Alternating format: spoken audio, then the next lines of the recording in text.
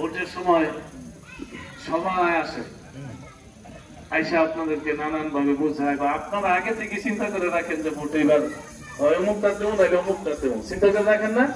কিন্তু কখনোই এই চিন্তা করেন না যে ইসলামের পক্ষে আমি আমার অবস্থান গ্রহণ করবো, আমার ভোটটা ইসলামের পক্ষে দেবো, এটা চিন্তা করেন? করেন না।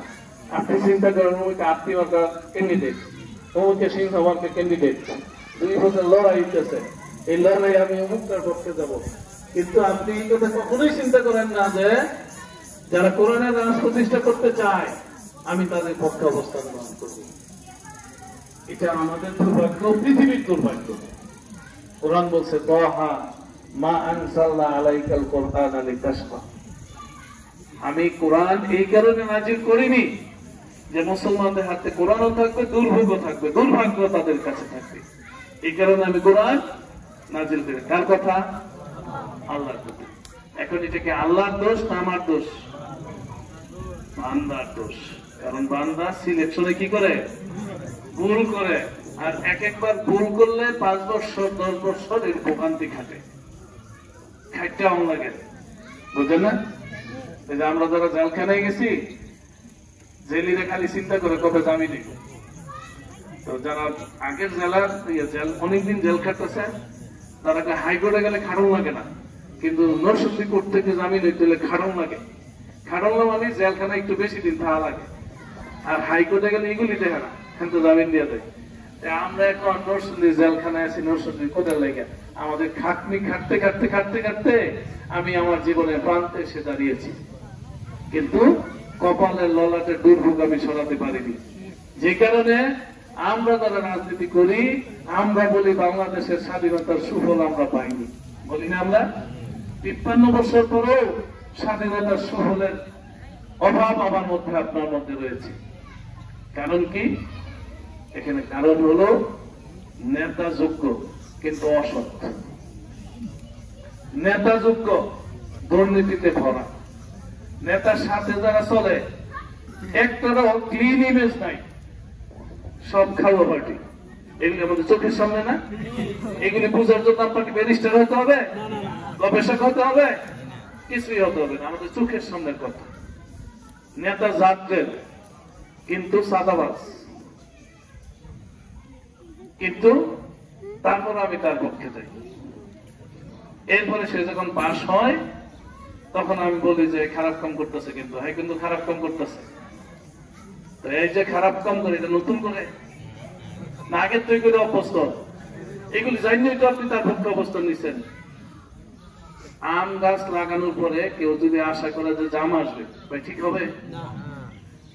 আপনি জানিয়ে দিচ্ছেন, আবার আপনি বলতেছেন যে আওয়ামী লীগ করছে, আওয়ামী লীগ বলছে দিন বদলায় দিব, মনে নাই? 2008 সালে মনে আছে কারো? আওয়ামী লীগ বলছিল আমরা দিন বদলায় দিব, দিন বদলে সনদ তারা ঘোষণা করেছিল। দিন এমন বদলাইছিল যে আমরা রাইতের আর কুল কিনারা পাই নাই, মনে আছে আপনাদের? 16 বছর পরে সূর্য উঠছে। কয় বছর পরে? 16 বছর পরে সূর্য উঠছে। এই সূর্যের আলোয় এখন আমরা উদ্ভাসিত। বন্ধুগণ, তাই আমি বলতে চাই নেতার দোষ না, নেতা খারাপ আমি জানি, নেতা জানে সে খারাপ, আপনি তার পিছনে যান, আমি তার পিছনে যাই। যাওয়ার পরে কিছুদিন পরে তার বিরুদ্ধে আন্দোলন করি, রক্ত জড়াই, শহীদ হই, জীবন দিই, তাই না? কিন্তু আপনি যদি ইসলামের ভিত্তিতে যাদের ক্লিন ইমেজ আছে, জীবনে কোনো দুর্নীতি করে নাই, কারো টাকা মারে নাই, কারো কাছে চাঁদাবাজি চায় নাই, এমন ক্লিন ইমেজ সম্পন্নের ব্যাপারে আপনার ধারণা দুর্বল, এটা পারত না। কথা হচ্ছেন? এই দেশের মানুষের কলম নষ্ট, নষ্ট দেশের অধিবাসী হিসাবে আমাদের চিন্তায় বিকৃতি, যে তারা পারত না, কারণ তার গুন্ডা নাই, সন্ত্রাসী নাই, তার দমক দেওয়ার লোক নাই। আচ্ছা, আপনার দমক দিতে হবে কেন? আপনাকে আমার সন্ত্রাসী কেন লাগবে? গুন্ডা বাহিনী কেন আমার লাগবে? আপনি একজন সাধারণ মানুষ হিসাবে সমাজে আপনার যে রাইট আছে, আমার রাইটটা ঠিক তেমনই। কেন আমি আপনার উপর অধিকার হস্তক্ষেপ করবো? কেন আপনি আপনার উপর চড়াও করবো? কেন আপনার হক আমি মারবো? আপনার অধিকার কেন আমার হাতে আসবে? এটা কি মনুষ্যত্বের কথা? না, এটা হতেই পারে না। আল্লাহ রাব্বুল আলামিনের বান্দা হিসাবে প্রত্যেকের অধিকার আল্লাহ রাব্বুল আলামিন নির্ধারণ করে দিয়েছেন। সেই অধিকারের ভিত্তিতে আমি আপনি চলবো, এখানে কারো কোনো হস্তক্ষেপ থাকবে না। কিন্তু দেখা গেছে আমরা এগুলো চিন্তা করি না। আমরা চিন্তা করি দল বা নিকা, লোক বেশি গুন্ডকি, এইসব চিন্তা করি, যে কারণে অসৎ নেতৃত্বে আমাদের সমাজ ছেয়ে গেছে। তাদের প্রভাব অনেক বেশি, সৎ মানুষের প্রভাব কম, অথচ সৎ মানুষই বিজয়ী হয়। অশান্তিকামী ছলনার বলে জয় পায় মাঝে মাঝে, অবশেষে চির লাঞ্ছনা হয় অপমান আর লাজে। আমাদের গুণাত্ম চিন্তা করতে পারে না, কারণ সব মানুষ তাদের দরবারে যায়, অফিসে যায়, সালাম দেয়, ঈদের ইত্যাদি দেখছে না তারা। কিন্তু একজন মানুষের যারা আওয়ামী লীগের না, এটা কি তারা স্বপ্ন ভাবছে? ভাবে নাই, কারণ তারা বিশৃঙ্খলা ছিল, ভিতর থেকে সব খোয়া গেছে, খোটা হয়ে গেছিল, যে কারণে তারা আনিগি করতে পারে না। তাই আজকে আমরা বছরের পর বছর সংগ্রাম, যুদ্ধ, লড়াই করে যে অবস্থানে এসে দাঁড়িয়েছি, এটা আপনার জন্য আল্লাহর পক্ষ থেকে একটি পরীক্ষা।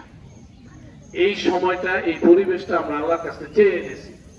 আমি, আপনি সবাই আমরা আল্লাহর কাছে বলছি, আল্লাহ একটা দিন দাও, বলছি না? এর অবসান ঘটাও আল্লাহ, আল্লাহ তুমি, আল্লাহ তুমি, এগুলো আমরা বলছি না? সবাই বলছি, মা বোনেরা সবাই বলছি। এরপরে আল্লাহ যখন দেখলেন দেশের অধিকাংশ মানুষ আল্লাহর কাছে কান্নাকাটি শুরু করছে, তখন আল্লাহ রাব্বুল আলামিন কবুল করলেন এবং এই সময়টা দিলেন। এটা আপনার জন্য একটি পরীক্ষা। আল্লাহ রাব্বুল আলামিন দেখতে চান এই পরীক্ষার মাধ্যমে যে অনেকদিন ভোগাইছি, 16 বছর ভোগাইছি, এরপরও তুমি সোজা হয়েছো কিনা, না আবারও বস্তুবাদী রাজনীতির কাছে যাও, আবারও ধর্ম নিরপেক্ষবাদীদের কাছে যাও। আমি দেখতে চাই আল্লাহ রাব্বুল আলামিন। তাই আমি আপনাদেরকে বলতে চাই, বর্তমান সময় এবং যুগ খুবই দ্রুতগামী। এখানে আগামীর যে রাজনীতির কথা মানুষ বলছে, আগামী রাজনীতি হবে মানুষের জন্য রাজনীতি। এখানে যারা মানুষের কল্যাণ করবে, ভূমিকা রাখবে, তারা রাজনীতিতে টিকবে। এরই ধারাবাহিকতায় 53 বছর পর বাংলাদেশ জামাত ইসলামী তার কথা বলার সুযোগ পেয়েছে, আলহামদুলিল্লাহ। সম্মানিত আমিরে জামাত টেকনাফ থেকে তেতুলিয়া, পৃথিবী বাংলাদেশের প্রান্তে প্রান্তে ঘুরে ইতিমধ্যেই তার আচরণ এবং কাজের মাধ্যমে মানুষের মন জয় করতে সক্ষম হয়েছে।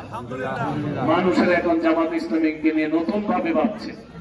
কনভেনশনাল ট্র্যাডিশনাল পার্টিগুলো এখন এ দেখে তারাও বিব্রতকর অবস্থায় পড়েছে। যারা মনে করেছিল আমরাই ক্ষমতায় যাব, তারা এখন চিন্তায় পড়েছে যে মানুষ এখন জামাতমুখী হয়ে যাওয়ার কারণে, জামাতের দিকে মানুষের জোয়ার থাকার কারণে, জামাতমুখী জনজোয়ার থাকার কারণে, জনমত থাকার কারণে অনেকেই এখন চিন্তায় পড়ে গেছে। যে কারণে আবার বলা শুরু করছে যে জামাত 71 সাল বিরোধী ছিল, জামাত রাজাকার ছিল, ইত্যাদি ইত্যাদি আবার বলা শুরু করছে। কিন্তু তাদের খেয়াল নাই এই 71 সাল বিরোধী রাজাকে এইসব বলতে বলতে একটা দল দেশ বাড়িঘর ছাড়া হয়ে গেছে। 300 এমপি মন্ত্রী সহ সবাই বাড়িঘর ছাড়া, এইগুলি তারা ভুলে গেছে। যে এই ব্যবসা করলে যে বেশি দিন ঠিকুন যায় না, এটা ভুলে গেছে ক্ষমতার মোহের কারণে। ক্ষমতা তাদের গায়ে লাগা শুরু করছে, তারা মনে করছিল। যে কারণে যারা বাধা, তাদেরকে ওই ট্যাগ দেওয়া শুরু করলো, যে ট্যাগ ফ্যাসিস্টরা দিয়েছিল। মনে আছে আপনাদের? সারা জীবন জিকির করতে, যুদ্ধ অপরাধী, যুদ্ধ অপরাধী, যুদ্ধ অপরাধী, জিকির করতে করতে মানুষ শিখেছে, কিতাবে লিখছে, সিলেবাসে দিছে, বইয়ে দিছে। এমন অবস্থা করছে যে এটা সারা দুনিয়ার মধ্যে পড়া নাই কেন। এত কিছু দেওয়ার পরেও কিন্তু তাদের সুরক্ষা হয়নি। বন্ধুগণ, তাই আমি আমার কথা শেষে বলতে চাই, বিবেক আপনার এখন খোলা। এই খোলা বিবেক দিয়ে আপনি দেখেন আপনার পাশে কে আছে। দীর্ঘ 53 বছর কারা ক্ষমতায় এসেছিল, কারা জনগণকে জিম্মি করে এসে প্রভাব খাটিয়েছে, জন অধিকার, গণ অধিকার কারা লঙ্ঘন করছে, আপনি চোখের সামনে দেখেন। কারা লুটপাটের সাথে জড়িত, এগুলি আপনি চোখের সামনে দেখেন। আর জামাত ইসলামী যেহেতু ক্ষমতায় কখনোই আসেনি, এটা আপনার সামনে সুযোগ তাদেরকে পরীক্ষা করার। অন্যদেরকে পরীক্ষা করছেন, তাদেরকেও পরীক্ষা করেন অন্তত একবার। ক্ষমতা কারো চিরস্থায়ী না। আগে 5 বছর ছিল, সামনে যে ক্ষমতা 4 বছরের জন্য আসতেছে, মাত্র 4 বছর। তাহলে আরো 1 বছর কমছে। 16 বছর আমাদের জীবন দিয়ে কাটাই দিছে অন্ধকার একটা যুগ। 4 বছর বেশি কিছু না। একটু চিন্তা করেন, যদি আপনার মনে হয় ইনসাফের পক্ষে, বৈষম্যহীন একটি সমাজ গড়ার জন্য, সৎ নেতৃত্ব প্রতিষ্ঠার জন্য, আল্লাহর আইন প্রতিষ্ঠার জন্য, কোরআনের বিধান প্রতিষ্ঠার জন্য জামাতি বেস্ট এবং একমাত্র দল, তাহলে আপনি এটাকে চুজ করতে পারেন। এটা আপনার জন্য দুনিয়াতে যেমন শান্তির কারণ হবে, পরকালেও আপনার একটা উসিলা হওয়ার সম্ভাবনা সৃষ্টি হবে ইনশাআল্লাহ। তাই আমি অনুরোধ রাখতে চাই, সময় বদলে যাচ্ছে, দ্রুত অতিবাহিত হয়ে যাচ্ছে। আগামী যে নির্বাচন হবে, সেই নির্বাচন হবে ইসলাম ভার্সাস বস্তুবাদী রাজনৈতিক দল। ইসলামের পক্ষে আমরা মুসলমান হিসেবে থাকবো, এটাই স্বাভাবিকতা। এই জোয়ারে আজকে উঠছে, এই জোয়ারে ফাটল ধরানোর জন্য তারা নানানভাবে ট্যাগ দেওয়ার চেষ্টা করছে। আমরা বিশ্বাস করি সচেতন জনগণকে আর আগের মতো ভুলানো যাবে না। জনগণ এখন রাইট লাইনে আছে, রাইট ট্রেকে আছে। জনগণকে আর কোনো মার্কার কথা বলে ভুলানো যাবে না। জনগণ এখন অধিকারের ব্যাপারে সচেতন। তারা চোখ খুলে দেখে কারা তার পক্ষে ভূমিকা রাখে, কারা সমাজের জন্য কল্যাণকর আর সমাজের জন্য কারা ক্ষতিকর। এটা জনগণ খুব ভালো করেই দেখে। এই দেখার ভিত্তিতেই আগামী রাজনীতিতে তারা সিদ্ধান্ত নেবে, আগামী নির্বাচনে সিদ্ধান্ত নেবে ইনশাআল্লাহ। তা আমি আপনাদেরকে আগামী রাজনীতিতে এবং নির্বাচনে ইসলামের পক্ষে, জামাত ইসলামের পক্ষে, আল্লাহ রাসূলের আদর্শের পক্ষে মুসলমান হিসেবে ভূমিকা রাখার আহ্বান জানিয়ে আমি আমার কথা শেষ করছি। আসসালামু আলাইকুম ওয়া রাহমাতুল্লাহি ওয়া বারাকাতুহু।